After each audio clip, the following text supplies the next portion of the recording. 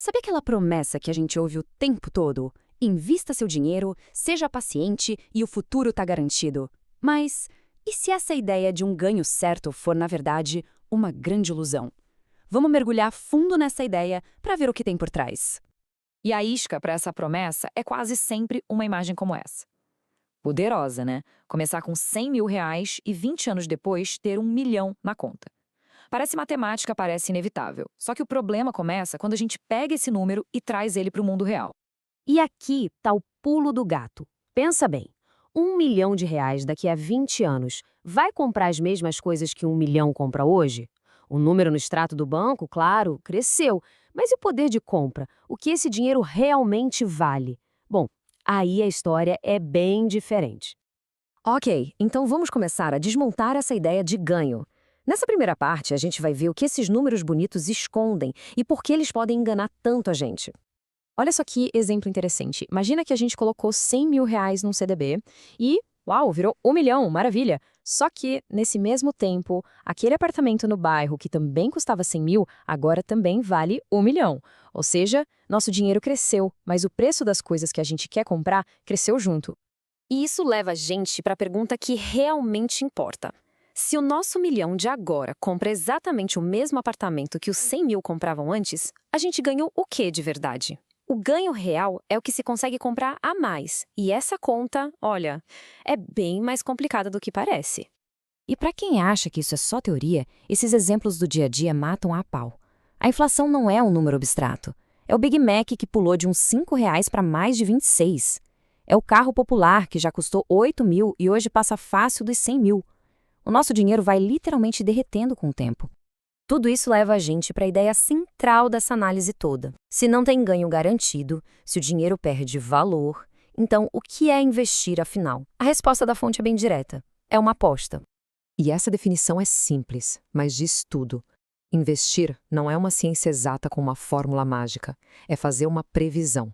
É a gente apostar que a nossa escolha, seja uma ação, um imóvel, o que for, vai render mais que a inflação e mais que todas as outras opções. E essa lógica vale para tudo, absolutamente tudo.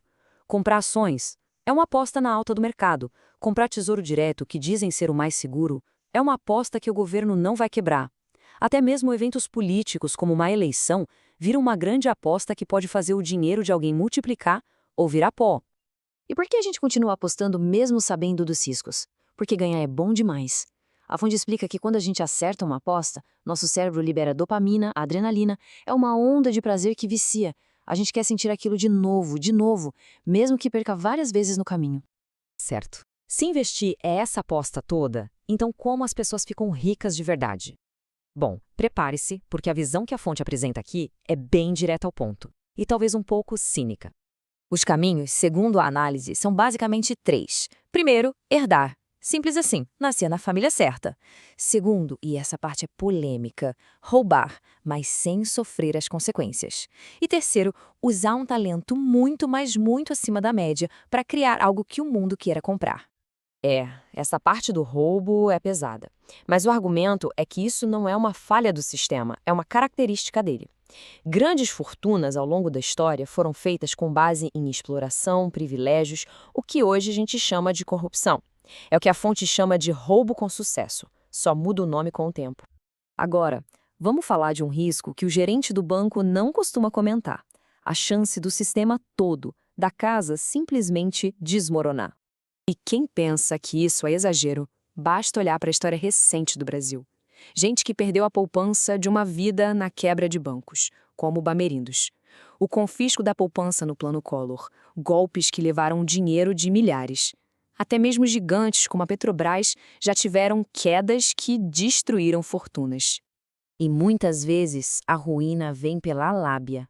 As pessoas são seduzidas por figuras carismáticas que prometem mundos e fundos, retornos fáceis e garantidos. São os falsos profetas da felicidade. Eles constroem um castelo de cartas e, quando tudo desaba, quem paga a conta é quem acreditou na promessa. E isso nos leva ao risco supremo. Porque no fim do dia, até o investimento mais seguro que existe, um título do governo, ainda é uma aposta na estabilidade do país. E se o impensável acontece? Uma guerra, uma pandemia devastadora, um colapso social, tudo aquilo que está no papel pode, da noite para o dia, virar pó. A chance é pequena? Sim, mas nunca é zero. O que nos leva, finalmente, à maior e mais inevitável de todas as apostas que a gente faz: a própria vida. A fonte compartilha uma história pessoal aqui que é devastadora. A história de um amigo que fez tudo certinho. Trabalhou, poupou, planejou o futuro. Só que logo depois de se aposentar, aos 55 anos, no momento em que ele finalmente ia aproveitar, ele se foi. E aí fica a pergunta: de que adiantou todo aquele sacrifício? Essa frase é brutal, eu sei, é meio sombria, mas ela carrega uma verdade desconfortável. Essa ideia de sacrificar todos os prazeres do presente por uma velhice perfeita e dourada é uma aposta muito arriscada. A realidade da idade avançada pode ser bem difícil, sabe? Com limitações que dinheiro nenhum no mundo consegue resolver. E aqui, a fonte aponta para duas psicologias diferentes de aposta.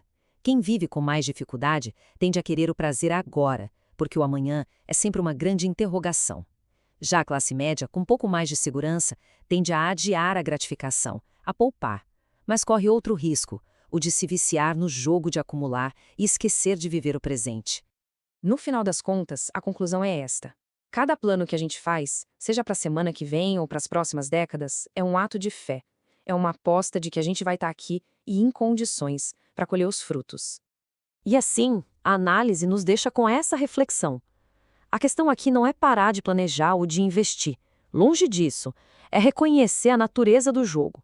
Se tudo na vida é uma aposta, o dinheiro, a carreira, o próximo dia, a pergunta é: qual é a nossa estratégia? Como a gente equilibra o cuidado com o futuro e a alegria do presente? Essa é a aposta que cada um de nós tem que fazer.